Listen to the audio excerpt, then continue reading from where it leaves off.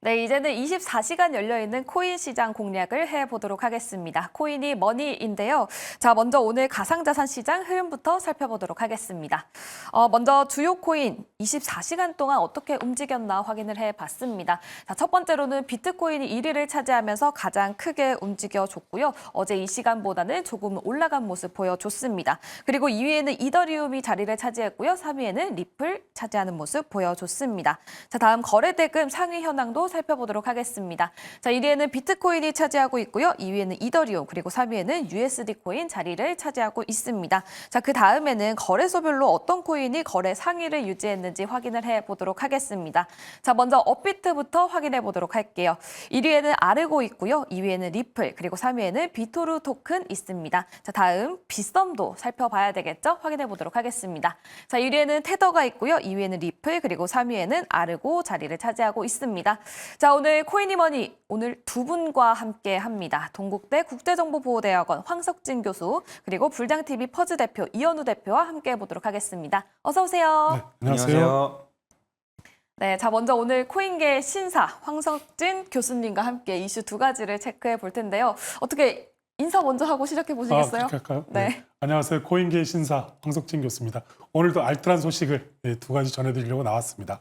네, 그렇다면 이슈 두 가지 체크해 보도록 하겠습니다. 첫 번째 이슈 어떤 건가요? 네, 두 가지 이슈의 첫 번째 이슈는 그 바이낸스 세계 최대의 이제 그 가상자산 거래소인데요. 그 내일 날짜로 한 14개 종목에 대해서 이제 상패 결정을 하고 그런 부분을 이제 발표하게 되었습니다.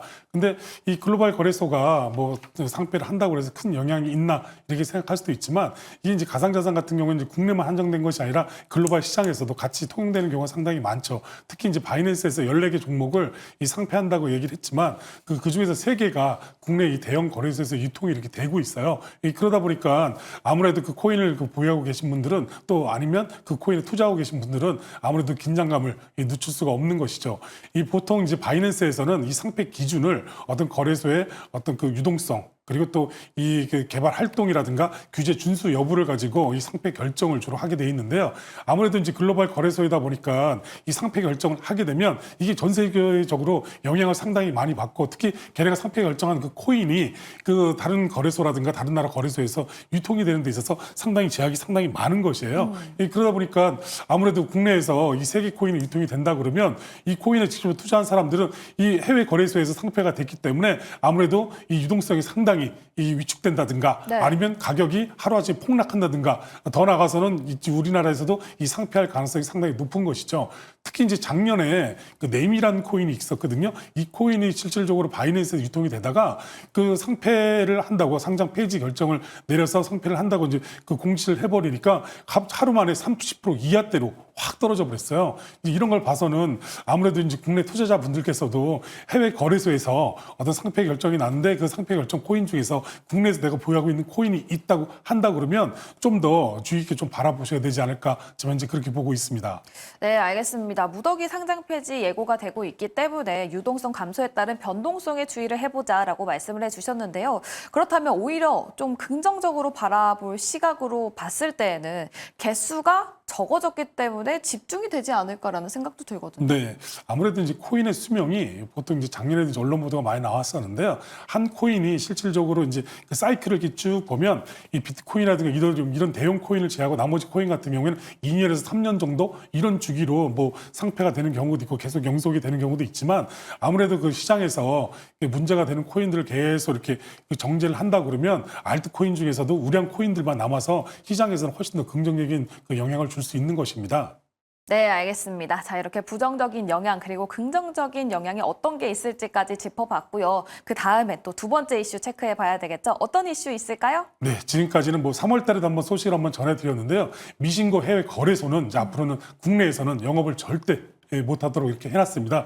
기존에 제가 그 3월 달에 처음 출연하면서 말씀을 드렸던 게 이 구글 웹스토어에서 이 금융정보 분석원이랑 같이 공조를 해서 17개 그 거래소에 대해서 더 이상 그 앱을 다운받을 수 없게끔 이런 조치를 취하게 됐다 이렇게 말씀드렸는데요.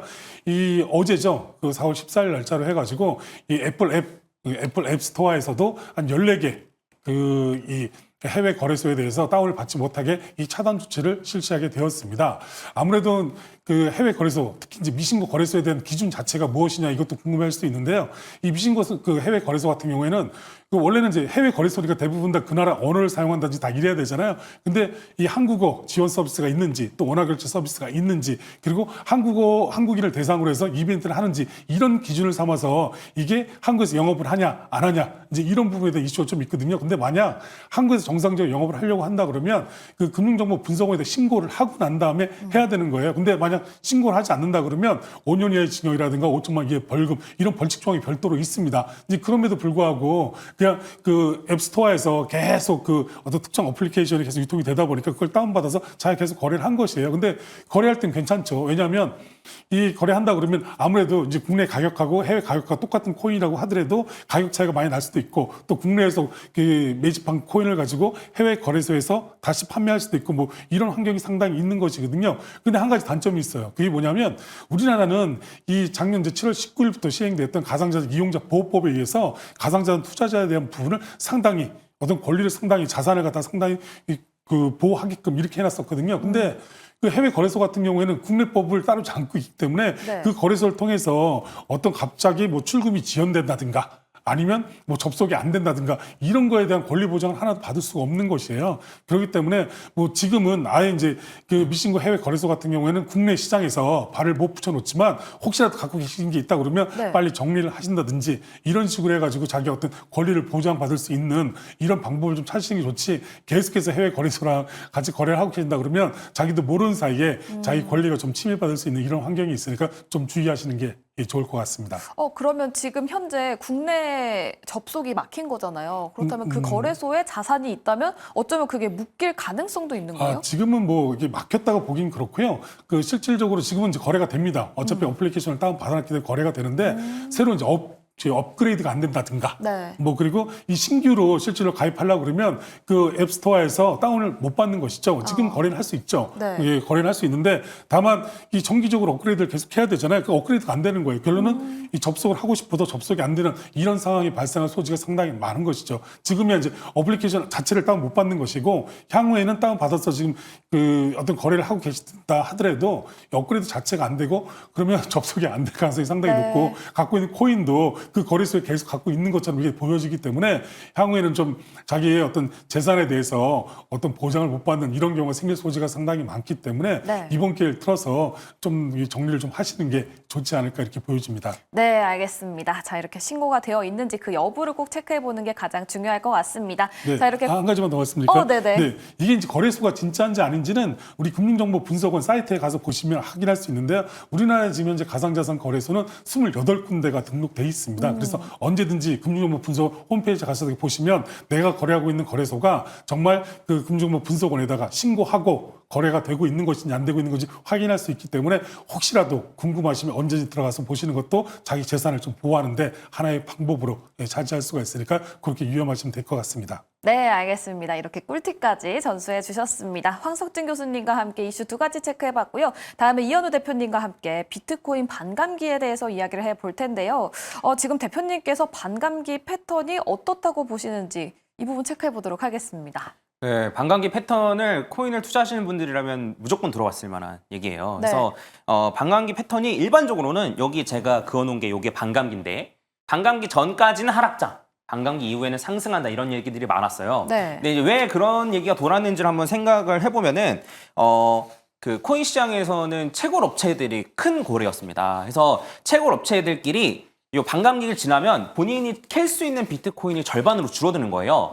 그러니까 본인이 얻을 수 있는 수익이 절반으로 줄어드니까 어떤 한 것들을 하냐면 가격을 하락시켜서 요 하락하고 횡보할 때 그 경쟁 업체들을 다 죽이는 겁니다. 치킨 게임을 해서 경쟁 업체들을 다 죽이고 그럼 죽이고 나서 본인들이 캘 수 있는 코인들이 좀 많아진 상태에서 그러면 이 이후에는 어쨌든 본인들이 수익을 많이 얻으려면 가격이 올라가야 되잖아요. 그래서 반감기 이후에 올라가는 패턴이 그동안 계속 반복이 되어 왔어요. 근데 이제는 비트코인이 어느 정도 채굴이 많이 됐고 그다음에 뭐 현물 ETF도 승인되고 그래서 반감기 패턴이 그대로 가는 것이냐 이런 얘기들이 많았는데 오늘 한번 저랑 같이 보시고 네.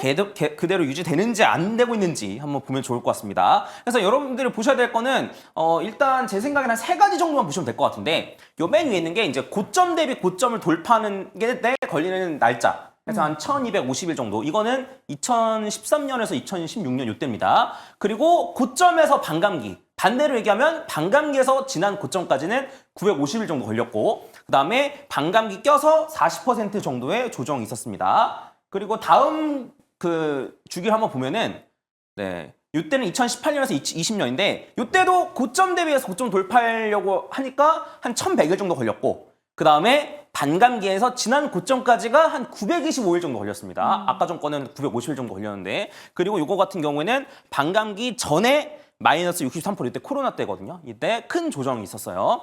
그래서 제가 이제 그 작년에 이런 얘기들이 많아서 반감기 패턴이 깨진 것 같다. 현물 ETF가 승인되면서. 네. 왜 그러냐면 이 반감기 끝나고 나서 올라간다 많은 사람들이 얘기하는데 반감기 이후에 하락했거든요. 그쵸. 근데 제가 그때 당시에 뭐라고 얘기했었냐면 고점 대비 고점 한 1100일 정도 지나면 요 타이밍이고 1250일이면 요 타이밍이다. 그리고 반감기 기점으로 지난 고점을 체크하면 900일 정도 지났다. 그리고 반감기 껴서 33%의 큰 조정이 있었으니까 내가 봤을 때는 반감기 패턴이 그대로 지켜지고 있는 것 같다. 그리고 지금 반등해서 이렇게 올라가거나 아니면은 조금 더 행보해서 이렇게만 올라가면 반감기 패턴은 그대로 지켜지고 있다라고 제가 이제 얘기를 했었거든요. 이때 좀 힘들었어요. 저한테 욕을 많이들 하셔가지고 네. 이때 엄청 힘들었거든요. 작년에 하락이 좀 심하고 비트코인 33% 조정받았을 때 알트코인이 많이 하락했어가지고 근데 이 다음에 어떻게 되는지를 한번 살펴보면 다음 페이지 보면 이제 지금 해서 요 이후에 그대로 올랐죠. 그리고 여전히 요 고점 대비 고점 돌파하는데 1100일 정도 걸렸고 그 다음에 반감기 껴서 하락을 했고 그 다음에 이렇게 급등해서 지금 떨어져 있는 상태인 겁니다. 네. 해서 저는 이제 제 개인적인 생각을 말씀드리면은 반감기 패턴이 과연 깨졌는지 잘 모르겠어요. 물론 현물 ETF도 있고 뭐 거래소 채굴 업체들보다 거래소가 더 큰 세력이고 이런 얘기들이 많은데 근데 사실 반감기만큼 가격을 올리기 좋은 이슈도 없고 그리고 그런 좋은 이슈를 어쨌든 지금 요 코인 시장을 주도하고 있는 세력들이 과연 놓칠 필요가 있는가? 그리고 현물 ETF 같은 경우에도 가격이 올라요. 어쨌든 요 이제 블랙록이나 이런 애들이 이제 돈을 많이 버는 거기 때문에 제 생각에는 이러한 패턴들이 좀 유지된다라고 보고 있고 그 다음에 추가적으로 이제 말씀드리면은 그러면 이제 저희가 이렇게 생각해 볼 수 있는 거예요. 뭐냐면 요 반감기에서 한 900일 정도 하면 지난 고점이라고 말씀드렸는데 네. 그럼 다음번 반감기가 언제인지 저희는 알거든요. 다음번 반감기가 이제 앞뒤로 한 달 정도 왔다 갔다 하겠지만 이게 이제 2028년 제가 정확히 안 써놔서 모르겠는데 2028년 3월인가 막 그럴 텐데 거기에서 한 900일 정도 거꾸로 가면 이번 불장의 고점이지 않겠는가예요. 28년 3월에서 거꾸로 갔을 때. 왜냐면 그동안 계속 반감기에서 900일 정도 거꾸로 가면 네. 고점이었으니까. 네네. 이게 언제냐면 2025년 10월이고 만약에 900일이 아니고 한 850일 정도 되면 2025년 11월입니다. 해서 이 반감기 패턴으로 봤을 때는 저는 아직도 상승 올해 한 10월이나 11월 정도 비트코인 고점을 찍을 가능성이 높다라고 보고 물론 제가 예언자가 아니니까 점쟁이가 아니니까 틀릴 수도 있겠죠. 그렇죠. 근데 이제 여러분들 생각하셔야 되는 게 이런 시나리오를 만들어 놓고 대응하는 것과 아무것도 없는 상태에서 대응하는 것은 천지차이입니다. 그래서 이렇게 가다가 시나리오대로 안 가면 저기서 이제 수정을 하는 건지 아무런 제로 베이스에서 예측해가지고 하는 건 너무 힘들거든요. 그래서 과거에 이런 패턴이 반복됐고 3번 반복되는 건 4번 반복될 가능성이 높다고 좀 보고 있으니까 이런 걸 좀 참고하시면 좋을 것 같습니다. 그리고 이제 추가적으로 반감기 기준으로 딱 이제 모든 차트를 다 모아가지고 잘 보이시는지 모르겠는데 여기가 이제 반감기예요. 반감기에 모든 요 차트를 딱 모아놓은 거예요. 그래서 반감기 기점으로 보면은 요때가 딱 고점이었습니다. 이게 이제 녹색이 2020년도부터 24년이고 요 빨간색이 이제 2016년, 20년 요때인데 지금은 여기에 와 있는 거거든요. 그래서 제 생각에는 요 타이밍에서 다시 한번 고점이 될 가능성이 높다라고 생각을 하고 그리고 얘가 적어도 한 요 정도까지는 오지 않겠는가. 요 정도까지 올라오면 가격은 한 20만 달러 정도 됩니다. 그래서 이런 부분도 참고하시면 좋을 것 같고 그다음에 요거 플러스 저점 기준으로 이제 한 군데다 모은 것도 있는데 이 다음 페이지 보시면 지금 이제 저점 대비해서 모은 거거든요. 그래서 요것도 마찬가지로 저점 대비해서 따졌을 때는 요 시기 때 고점이 되는 경우가 많았어요. 근데 요게 아까 전에 말씀드렸듯이 올해 한 10월 정도, 11월 정도라고 보시면 될 것 같습니다. 그래서 계속 반복이 되고 있잖아요. 네. 그래서 이런 걸 잘 참고하셔서 물론 이번에는 아닐 수도 있죠. 전 그걸 뭐 아니라 무조건 제가 맞다라고 얘기하는 건 아니지만 그쵸, 네. 이러한 시나리오들을 한번 잘 세우셔가지고 진행하시는 게 어떨까라고 생각을 하고 근데 이제 추가적으로 저는 아직도 불장이 끝나지 않았다라고 생각하는데 그거에 네. 대한 근거 중에 하나가 이제 바로 비트코인 도미넌스입니다. 같이 한번 보면 좋을 것 같아요. 비트코인 도미넌스는 전체 코인 시총분의 비트코인의 시총이에요. 그래서 전체 코인 시장 중에 비트코인이 얼마나 차지하고 있는지를 보는 건데 자 차분히 한번 보도록 하겠습니다. 이때가 2017년도, 2018년도거든요. 그래서 위에는 비트코인이고 아래는 비트코인 도미넌스인데 비트코인이 먼저 올라가면서 도미넌스도 같이 올라가요. 근데 비트코인이 고점을 찍고 난 이후에 도미넌스가 이렇게 크게 하락합니다. 네. 이때 알트코인이 폭발한 건데 제가 이따 차트를 또 보여드릴게요. 네. 자, 이때도 마찬가지인데 여기 비트코인이 고점 근처를 찍고 왜냐면 근처라고 얘기하는 건 왜 그러냐면 이때 고점을 갱신하긴 했었거든요. 근데 고점을 찍고 조금 지나고 나서 비트코인 도미넌스가 떨어지면서 알트코인이 폭발하고 그 다음에 이제 불장이 끝이거든요. 네. 그 요번 같은 경우에는 요 비트코인이 올라가긴 올라가는데 폭발적으로 하락한 게 없죠 아직. 네, 그래서 저는 어쨌든 지금이 비트코인 고점도 아니고 그 불장 끝도 아니라고 생각을 하는 건데 이 다음 페이지 같은 경우에는 리플을 가지고 왔습니다. 보시면 아시겠지만 이렇게 도미넌스가 떨어지면서 알트코인들 폭발해요. 네. 이게 같은 타이밍, 딱 같은 타이밍. 그리고 이때도 마찬가지로 도미넌스 떨어지면서 리플이 폭발합니다. 근데 리플이 많이 올랐지만 도미넌스 떨어졌나요? 안 떨어졌단 말이에요. 네. 그래서 저는 리플이 많이 올랐지만 더 폭발적으로 오르면서 도미넌스가 떨어질 거라고 생각을 하고 아직 알트 부장은 하나도 오지 않았다고 생각하고 있습니다. 그래서 이런 걸 따져봤을 때 저희가 한번 길게 생각해보자 이거죠. 트럼프는 아직 여전히 취임한 지 얼마 안 됐고 코인 관련된 정책들은 잘 지켜나가고 있고 물론 이렇게 트럼프가 난리칠 줄 몰랐지만 그쵸, 네. 그리고 추가로 현물 ETF나 이런 걸 통해서 얼마만큼의 자금이 계속 들어오고 있으며 그리고 패턴으로 봤을 때도 아직 불장이 끝나지 않았고 알트코인 불장은 여전히 안 왔고 네. 이런 상황에서 과연 여러분들이 어떠한 선택을 하실지 좀 곰곰이 생각을 해보셨으면 좋겠어요. 제가 2017년도부터 어쨌든 투자를 좀 했는데 네. 그때만 해도 코인 투자한다고 이상한 사람 취급했었어요. 그쵸, 2017년이면. 근데 어느새 코스피랑 코스닥 합친 것보다 비트코인 시총이 더 커졌고 네네. 그 다음에 미국은 비트코인 절대 팔지 않겠다고 막 그러고 있고 그래서 지금은 오히려 야 코인 그거 사행성 아니야? 투기 아니야? 라고 하면 오히려 그 사람이 이상한 취급받아요. 이젠 투기를 넘어서 투자 시장이죠. 그래서 지금 우리가 좋든 싫든 요 시대의 흐름은 이렇게 가고 있어요. 그래서 이걸 비트코인을 무조건 투자하라고 제가 말씀드리는 건 아닌데 여러분들의 포트폴리오의 일부분 왜냐하면 미국에 있는 기업들도 그렇게 하고 있거든요. 갖고 있는 현금성 자산의 일부분을 비트코인을 담듯이 여러분들이 갖고 있는 현금성 자산의 일부분을 비트코인으로 한번 담아보시는 게 어떨까. 그리고 제가 추천하는 방법은 정의식 매수 방법을 추천드리는데 그런 식으로 해서 비트코인을 조금이라도 갖고 계시면 언젠가는 크게 괜찮아지실 날이 올지 않을까 이렇게 생각하고 있습니다. 네, 알겠습니다. 반감기의 패턴을 고려해 봤을 때 비트코인 올해 10월에서 11월 그리고 12월까지로 봤을 때 그때가 좀 고점이지 않을까라는 분석을 내놓아 주셨고요. 또 비트코인 도미넌스로 봤을 때 알트코인의 불장은 아직 오지 않은 것 같다라는 코멘트 함께 주셨습니다. 그렇다면 이현우 대표님 짧게 오늘 분석의 한마디 부탁드립니다. 반감기 패턴은 살아있고 진짜 불장은 알트가 터져야 끝난다. 이렇게 하겠습니다. 네, 알겠습니다. 자, 이렇게 오늘장 한마디까지 들어봤습니다. 이렇게 코인이머니 황석진 교수님 그리고 이현우 대표와 함께 인사이트 얻어봤고요. 야간투자본부 2부도 여기서 인사드리도록 하겠습니다. 저희는 내일 같은 시간에 다시 또 찾아뵙도록 할게요. 늦은 시간까지 시청해주신 여러분 고맙습니다.